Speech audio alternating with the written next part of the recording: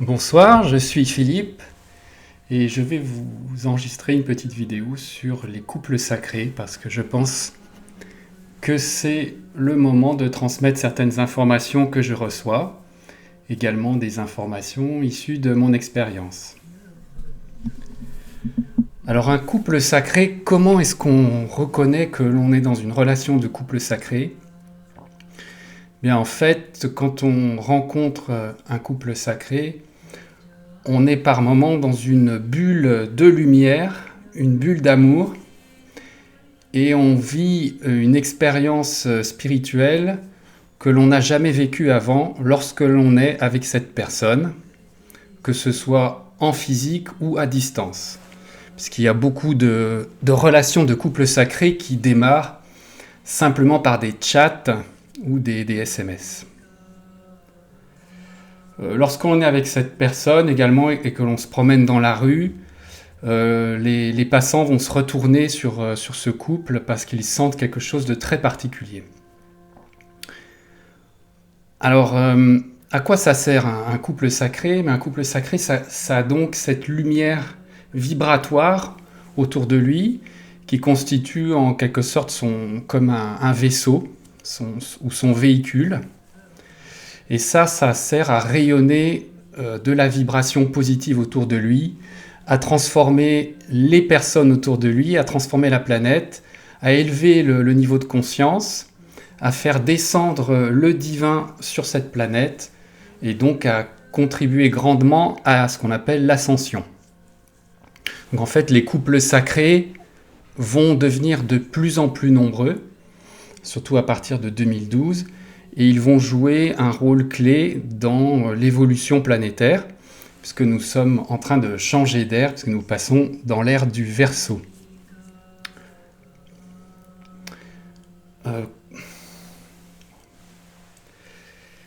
À quoi ça sert également ? Un couple sacré, c'est une initiation pour chacun des partenaires, ce qu'on appelle une initiation de niveau 1, c'est-à-dire que cela va souvent être, pour la première fois, un contact avec le plan sacré, avec le divin en soi. Alors lorsque un couple sacré se rencontre, il est relié, il est déjà pré-marié, il est déjà marié intérieurement par une sorte d'initiation qui a été passée dans l'au-delà. Donc les chakras des couples sacrés, en général un chakra, est relié au chakra de l'autre personne, non pas directement, mais en passant par les plans de l'âme. Et lorsque le couple sacré se rencontre, eh bien on dit que les ponts s'illuminent, c'est-à-dire que les chakras qui étaient déjà connectés par un mariage intérieur, par une initiation passée dans l'au-delà, constituent des ponts, donc de chakra vers chakra, en passant par l'âme des deux personnes. Et donc ces ponts, lorsque la rencontre a lieu, vont s'activer, s'illuminer, et les deux vont se retrouver dans un cocon de lumière et d'amour. Waouh! Donc pour ceux qui connaissent ça, c'est une des expériences, si ce n'est l'expérience la plus bouleversante de la vie humaine et qui peut complètement chambouler votre vision du monde en quelques secondes, tout simplement. Alors après, que se passe-t-il ? Est-ce qu'il y a des obstacles ? Alors j'ai oublié de dire sur à quoi ça sert. Lorsque l'on est en couple sacré, on a donc un haut niveau vibratoire. Lorsque l'on est en union en couple sacré, c'est-à-dire que tout va bien, on est ouvert l'un avec l'autre, on a un très haut niveau vibratoire qui va permettre d'impacter positivement beaucoup de personnes, y compris la planète, mais qui va également permettre de manifester ses intentions.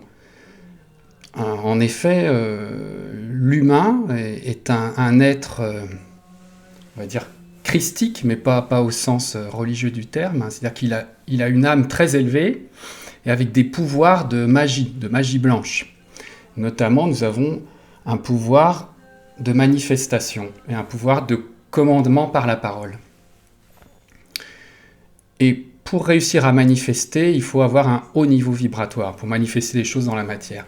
Et lorsqu'un couple sacré est en union, il va avoir un très haut niveau vibratoire, ce qui va lui permettre de réaliser ses objectifs, de réaliser, entre guillemets, sa mission, puisque de plus en plus, à partir de 2012, les couples sacrés vont se rencontrer, sachant qu'ils sont venus œuvrer à cette ascension planétaire ensemble.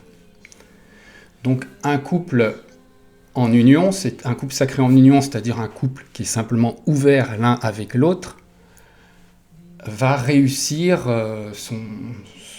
sa mission, son job, beaucoup plus facilement qu'un travailleur de lumière individuellement.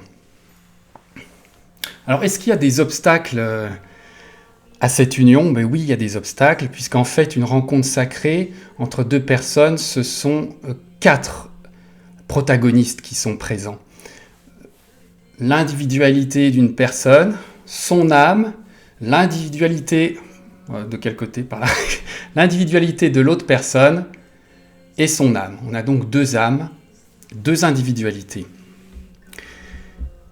Et ce qui est finalement testé aussi dans la relation, enfin testé, ça c'était pour avant 2012, ce qui est testé, c'est l'alignement personnalité-âme. Je m'explique, c'est-à-dire que les âmes sont ravis de se rencontrer.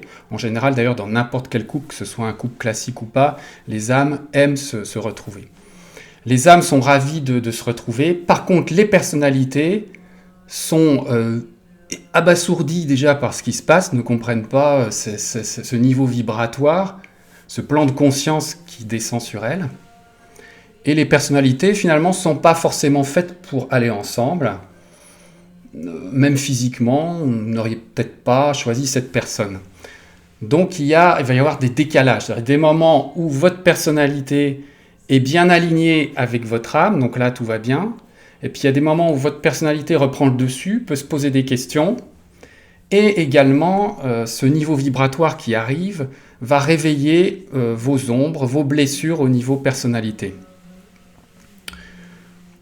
Et donc, de temps en temps, au lieu d'avoir un être lumineux en face de vous, vous avez sa part d'ombre, son corps de souffrance, comme dirait Eckhart Tolle, qui prend le dessus, et là, vous ne reconnaissez plus du tout votre partenaire. Donc, en fait, pour que l'union puisse avoir lieu, il faut que chacun ait un minimum travaillé sur ses blessures. Alors, quelles sont les blessures rencontrées et qu'est-ce qu'on appelle runner-chaser? Donc, ce qu'on dit runner, c'est plutôt celui qui, en général, dans la relation, va avoir tendance à prendre la poudre d'escampette. Et le chaser, c'est celui qui va plutôt avoir tendance à vouloir que cette union sacrée, nom de nom, elle s'actualise. Qu'est-ce qu'il fout? L'autre, il comprend plus rien. Donc le runner, lui, est plutôt quelqu'un qui a une structure que l'on dit rigide. Vous savez, en fait, il y a 5 types de caractères, en gros, d'après les travaux de Wilhelm Reich qui ont été repris par Annie Marquet et Louise Bourbeau. Et donc, on a des caractères dits dominants qui sont plutôt dans le mental ou dans la fuite. Donc ça, le runner est quelqu'un qui est soit un caractère fuyant, soit un caractère contrôlant avec le mental. Donc, il n'est pas capable, le runner, la personne qui fuit la relation sacrée, il n'est pas capable d'aller en contact avec son émotionnel blessé. La souffrance est telle, il a peur des émotions. Donc, quand les émotions montent, il va soit contrôler avec son mental, devenir rigide, se réfugier dans le mental et nier les émotions. Il va vous paraître tout d'un coup froid, cartésien comme un robot. Ou alors, s'il est plutôt dans un caractère fuyant, il va disparaître de la circulation et surtout ne pas vouloir s'engager. Alors ça, déjà, ce sont des phénomènes que l'on rencontre dans une relation classique. Il faut bien comprendre que dans un couple sacré, le niveau vibratoire et émotionnel est tel que pour la personne qui n'est pas du tout en contact avec ses émotions, c'est pas facile à gérer. Alors ces personnes peuvent avoir l'air, surtout les contrôlantes peuvent avoir l'air des gens très forts et qui maîtrisent, mais c'est une fausse maîtrise dans le mental. Et à terme, ces personnes-là vont somatiser et avoir des maladies. De l'autre côté, celui qui s'accroche, qu'on qualifie plutôt de chaser, c'est plutôt quelqu'un qui a un vide intérieur à combler, donc il a d'une personne avec une blessure d'abandon, ou alors il peut avoir au lieu d'un vide un sentiment de victime, donc c'est une personne un peu en type victime. Donc ces personnes-là sont plus en recherche de se combler, en général dans les relations, et vont partir de leur côté dans ce fonctionnement, dans le cadre d'une relation sacrée, et on va avoir tendance à s'accrocher. Alors ces personnes-là sont tout à fait en contact avec leur émotionnel, c'est plutôt l'effet inverse, le problème c'est que l'émotionnel prend toute la place, et il n'y a plus de structure. Donc tout ça, ça se travaille bien sûr en transformation de l'être. Et c'est complètement magnifié lors d'une relation sacrée, ça devient de plus en plus fort. Alors on n'est pas tout le temps soit chaser, soit runner, il peut y avoir des inversions temporaires. Donc avoir un couple sacré qui est effectif et qui fonctionne, ça implique un travail intérieur pour aller résoudre ces blessures. Donc là, il faut trouver un guide incarné, compétent, qui a fait une partie de ce travail sur lui-même et qui peut vous apprendre à acquérir une structure intérieure. Alors ça, c'était beaucoup le travail, le rôle des rencontres sacrées jusqu'en 2012. C'était d'avoir une initiation du plan sacré, du plan de l'âme, dans la matière, dans un corps, et puis travailler ses blessures. Après 2012, il y a toujours ce travail, certes, mais qui s'accélère normalement. Et le rôle d'une rencontre sacrée, c'est vraiment, comme je l'ai dit tout à l'heure, ça devient d'œuvrer ensemble dans la matière. Et là, il y a un nouvel obstacle qui surgit, ce sont les forces de l'ombre, qui ne souhaitent pas du tout que ces couples sacrés puissent se rencontrer et surtout rester ensemble. Donc là, il y a des attaques diverses et variées, que ce soit par l'entourage qui est sous influence, des attaques éventuellement directes, mais c'est plus rare. Donc ça, ce sont d'autres types d'obstacles. Alors, que faire quand on a une rencontre d'âme, si cela ne fonctionne pas ou pas tout de suite ? Donc là, lors de la rencontre, il y a une élévation vibratoire extraordinaire. Et puis, souvent, donc, comme je l'ai dit, les blessures remontent et il n'y a plus alignement âme-personnalité. Et on a deux égos blessés l'un en face de l'autre qui prennent le dessus puisque la personnalité, elle a aussi sa propre autonomie, de même que l'âme. Donc, quand le couple se sépare, il y a effondrement vibratoire, on retrouve la vibration que l'on avait avant, et pire, puisqu'on peut être soit en colère, soit déprimé. Et donc, c'est une situation extrêmement difficile à vivre, on peut l'appeler une nuit noire de l'âme, d'autant plus difficile que le niveau de d'âme sœur est élevé. Ça, j'en reparlerai tout à l'heure. Donc dans ce cas-là, si vous êtes la personne finalement quittée, on peut l'appeler chaser, il va falloir travailler sur l'amour de vous-même. En général, votre chakra du cœur va en avoir pris un sacré coup, va être complètement fermé. Donc le travail pour sortir de ça, ça va être de vous chouchouter par différentes manières, de développer l'amour de vous-même, de faire des choses que vous aimez, y compris pour ce genre de personnalité, de caractère, tout ce qui est artistique, qui est très nourrissant pour l'être intérieur. Et puis pour la personne qui s'en va, qui quitte, en général n'est pas en demande de conseil, puisqu'elle est, elle, dans le déni de ses émotions, dans le déni même de sa spiritualité, dans le déni de ce qui s'est passé. Donc elle va avoir des ennuis dans sa vie personnelle, ce qu'elle va essayer de reconstruire ne fonctionnera pas. Et plus la personne quittée va évoluer dans le bon sens, va aller vers une autonomie personnelle et spirituelle, plus pour celle qui a quitté, ça va devenir compliqué parce qu'il y a une sorte effectivement de pression qui va se mettre sur elle, d'autant que effectivement depuis l'été 2016, à l'approche de 2017 qui est une année en 1 de création, il y a une pression, on va dire, pour que les couples sacrés se retrouvent.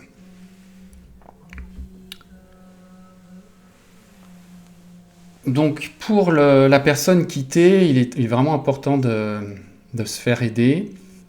On ne peut pas parler de ça à n'importe qui, l'entourage ne comprend pas, va dire que l'on fait de la dépendance affective ou que l'autre est un pervers narcissique ou que sais-je. Les thérapeutes en général ne connaissent pas le phénomène, donc il faut trouver une personne, un thérapeute compétent qui connaît le phénomène des âmes sœurs. Et il faut tout faire pour sortir de la nuit noire de l'âme, puisque si votre rencontre d'âme est une rencontre de niveau élevé, vous avez une chute vibratoire énorme, et vous connaissez la blessure de l'abandon primaire, c'est-à-dire de la séparation avec la source, puisque lors de la reconnexion avec votre âme sœur, vous avez goûté à nouveau à la source en raison du pont qui s'est créé vers vos âmes. Et la personne quittée, l'âme sœur quittée, classiquement a des problèmes de dépression qui peuvent être profondes et des problèmes cardiaques. Donc voilà, il convient de chercher de l'aide, de rencontrer d'autres personnes dans ce cas de figure, etc. Et puis du côté de la personne qui est partie, eh bien, si elle veut elle aussi retrouver la sérénité, il va falloir qu'elle sorte de sa structure rigide ou fuyante qui a refoulé et qu'elle apprenne tranquillement à prendre contact enfin avec son émotionnel et son être intérieur.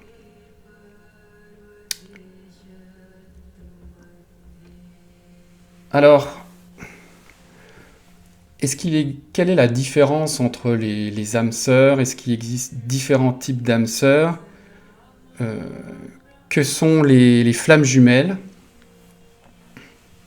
Est-ce que c'est important de savoir ça? C'est pas forcément important. Ceci dit, quand on vit la chose, c'est pas mal d'avoir quelques billes et de conscientiser. Il se raconte un peu de tout et n'importe quoi, je trouve, sur les forums. Donc là, je vais vous donner quelques informations qui sont soit issues de mon expérience personnelle ou de ma pratique de médium thérapeute et surtout les informations que mes guides m'ont données récemment. Donc je vais parler d'abord des âmes sœurs, ensuite de ce qu'on appelle la vraie flamme jumelle. Donc les âmes sœurs, alors d'abord il n'y a pas mieux ou moins bien entre âmes sœurs, flammes jumelles et différents types d'âmes sœurs. De toute façon, même un couple tout à fait classique qui serait dans l'amour vrai, c'est-à-dire ni possession ni dépendance, mais ouverture, et y compris ouverture sur l'intimité, eh bien rayonnerait de manière tout à fait appréciable, et c'est quelque chose de très rare déjà aujourd'hui d'avoir un couple normal dans l'amour vrai. Bon. Alors, les âmes sœurs, il existe différents niveaux entre guillemets d'âmes sœurs, mais là encore, c'est pas question de mieux ou moins bien. Donc il y a les âmes, tout dépend par quel chakra les ponts qui montent en haut sont connectés. Donc il y a les âmes sœurs qu'on peut appeler les âmes sœurs de la base, qui sont reliées par le chakra de la base. Il y a des âmes sœurs qu'on peut appeler les âmes sœurs de cœur, qui sont reliées par le chakra du cœur. Il y a quelques âmes sœurs qui sont reliées par le troisième œil. Et puis, il y a les âmes sœurs qui sont reliées directement au niveau spirituel, donc par le chakra couronne et les chakras du dessus. C'est ce que l'on appelle parfois les âmes sœurs primordiales. Voilà. Alors, il n'y a pas mieux ou moins bien, simplement, plus votre âme sœur est reliée par un chakra élevé, plus la rupture, si elle a lieu, va être douloureuse, et plus la rencontre aussi va être forte et puissante. Donc comment un thérapeute compétent peut qualifier, si ça a un intérêt, le type d'âme sœur? Mais en fait, on regarde à distance, sur une seule personne, ça suffit, à partir de sa photo, par quel chakra les ponts sont connectés. Voilà. Donc je peux vous faire une petite démo, ça va démystifier la chose. Alors prenons le cas d'une personne qui s'appelle, on va dire, son prénom commence par un V, qui me contacte, qui me raconte qu'elle a eu une rencontre exceptionnelle au niveau vibratoire, ça n'a pas marché, et ce phénomène date de plusieurs années. Bon, elle l'a revu, mais ils n'ont pas réussi encore à être ensemble dans l'union, et c'est très dur pour elle. Elle a des périodes de déprime, voilà. Donc déjà, au son de l'histoire, quand on a l'expérience, on a une idée du niveau d'âme jumelle dont il s'agit. Ensuite, le thérapeute, tout simplement, à partir de la photo, si nécessaire, d'une des personnes, en général c'est la personne quittée qui consulte, va faire une session. Alors ça peut être à distance, il a un petit schéma de la personne. Alors, je ne dessine pas super bien, ceux qui me connaissent sont au courant. Et voilà, la magnifique personne qui m'a consulté. Et puis le thérapeute va aller chercher l'état de son corps éthérique. Hein, donc, d'abord, un thérapeute digne de ce nom vérifie s'il y a de la magie ou pas pour se protéger, mais bon, on n'en est pas là. Et donc on va aller chercher, déjà pour avoir un aperçu de la personne, on peut mesurer son niveau vibratoire global, mais on va aller chercher comme ça à distance. Alors normalement je ne travaille pas comme ça, là je suis complètement inversé, mais on va aller chercher où est sa première enveloppe avec la main. Voilà. Et donc par exemple là, je vois que la première enveloppe est symétrique. Par contre, je constate qu'il n'y a pas de corps éthérique sous les pieds, puisque la base du corps éthérique est au niveau des genoux. Étonnant, n'est-ce pas? Alors ça veut dire que soit la personne a ce qu'on appelle une charge souterraine en dessous, et le corps éthérique fuit la charge. En général, les âmes sœurs sont des âmes assez évoluées et n'ont pas d'entité. C'est très rare. Mais bon, parce qu'il y a un corps de lumière qui fait que l'entité elle n'arrive pas à s'installer. Soit la personne est désancrée, c'est-à-dire qu'elle a eu une expérience mystique et son corps s'est élevé, elle pense souvent à son âme sœur, donc elle se connecte sur un plan sacré, et donc petit à petit elle perd son ancrage. Et ensuite le thérapeute va questionner pour savoir quels sont les chakras reliés entre les deux âmes. Et donc il va balayer comme ça, et comme il demande cette information, au moment où il va passer sur le chakra concerné, il va sentir le pont qui part. Donc là par exemple je ne sens rien, et là je suis bloqué, donc je sens que le pont est ici, au-dessus du chakra couronne. Et puis je vérifie dans l'autre sens, et ma main s'arrête ici. Donc je sais qu'ici on a une personne qui est reliée à son autre personne via le chakra couronne par un pont qui passe sur le plan de l'âme. C'est donc ici une âme sœur que l'on peut appeler primordiale. Donc c'est un niveau d'âme sœur très élevé, ce qui explique la nuit noire de l'âme qui peut durer assez longtemps que traverse la personne. J'aurais pu tomber sur une âme sœur de cœur, donc là j'aurais trouvé le lien qui partait du cœur. J'aurais pu avoir un lien qui partait du bas, toujours en allant passer par les âmes. Donc il ne s'agit pas de connexion simplement de chakra à chakra. C'est une connexion qui va passer par tous les corps subtils jusqu'au plan de l'âme, voire de l'esprit. Alors pour finir, je vais parler des flammes jumelles. Là, je trouve qu'il y a beaucoup d'inexactitudes, notamment en France, et que ce terme est employé un peu trop souvent, en confusion avec les âmes sœurs. C'est pas pour dire qu'il y en a une qui est mieux que l'autre. Une flamme jumelle, c'est assez rare. En fait, il y a une flamme jumelle pour peut-être 30 ou 40 âmes sœurs. Une flamme jumelle, c'est une âme dans deux corps. En général, alors là, je vais peut-être déplaire à certains, mais en général, et bien souvent, une flamme jumelle, il n'y a pas séparation. Il y a toujours un contact qui est maintenu. Et c'est une union qui est quand même un peu plus douce que la rencontre d'âmes sœurs. Ça ne veut pas dire qu'il n'y a pas du travail de chaque côté. Voilà. Alors, si le thérapeute cherche à vérifier techniquement, on va dire, si c'est une vraie flamme jumelle, comment va-t-il procéder? Alors, je vais vous donner un exemple avec un couple qui est, on va dire, des personnalités publiques. Qui ont dit ont prétendu qu'ils étaient des vraies flammes jumelles. Donc c'est Catherine et Ludovic, l'abbé, qui ont écrit cette année un livre sur le sujet. Donc quand on lit leur histoire, déjà il y a une différence d'âge qui est de 16 ans. Est-ce que vous avez connu une expérience mystique au moment de vous rencontrer? Oui, tout à fait. La douche mystique, la bulle de lumière, etc. Est-ce qu'il y a eu des heurts, des problèmes d'intégration, personnalité-âme? Oui, il y a eu. Est-ce que vous vous êtes séparés? Non, pas séparés. Ah, pas séparés. Après, techniquement, je vais vérifier pour voir un peu l'état d'une des deux personnes. Je prends au hasard. Et chercher où sont les ponts, quel est déjà l'état de son corps, son premier corps éthérique. Donc, mettons qu'on prenne Catherine, voilà. Donc je vais faire ce qu'on fait classiquement. On va déjà avoir un petit peu une idée de son corps éthérique.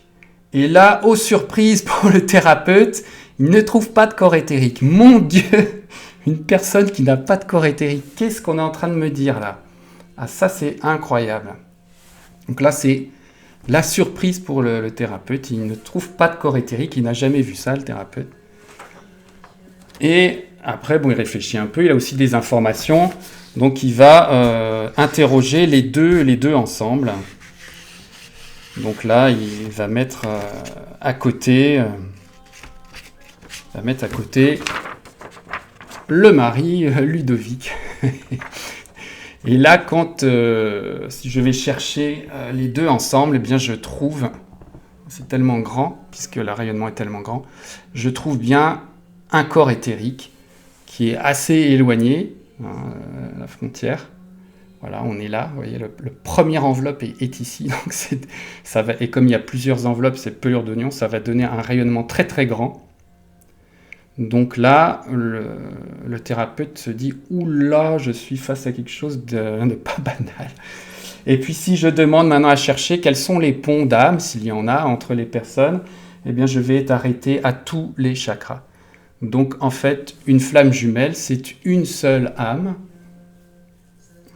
C'est pour ça qu'on ne vous montre pas de corps éthérique si vous prenez une seule personne, parce que le corps éthérique, lorsqu'il y a eu rencontre, est commun. Et puis, tous les chakras sont reliés par des ponts. Voilà. Donc, j'espère que ces quelques infos vous auront intéressé. Et puis, je serai content de vous rencontrer si c'est juste. Et je vous dis à bientôt, avec beaucoup de tendresse et de bienveillance.